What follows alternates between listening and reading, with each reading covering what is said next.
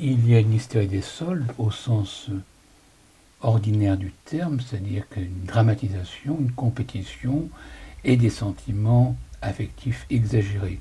Sur le plan clinique, la crise hystérique, c'est autre chose.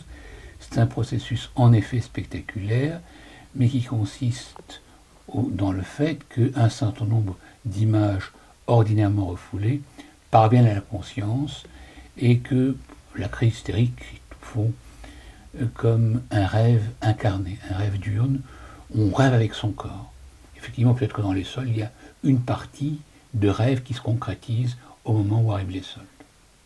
Et je dirais qu'il y a effectivement, bon, pourquoi pas, hystérie des soldes, une certaine dramatisation, l'idée aussi dans les soldes d'arracher l'objet à son voisin, et là aussi les vendeurs le savent bien, ils montrent le public se ruant vers les rayons dès l'ouverture des portes, les femmes, surtout de femmes, se déchirant les objets et ayant le sentiment de remporter la victoire sur d'autres.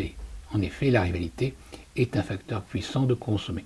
En même temps, de plus en plus, un certain nombre de personnes, au fond parce qu'elles sont coupables de dépenser pour elles, se rassurent en disant « mais moi je n'achète jamais qu'en solde » et ça apparaît comme un brevet de vertu. Au fond, comme ce sont des rendez-vous qui arrivent à date fixe, eh bien ils s'intègrent dans une série de rituels de l'existence où on aime bien au fond avoir des habitudes qui nous rassurent. Au fond, les soldes sont, avec la saison du blanc, une sorte de prolongement naturel de la période des fêtes.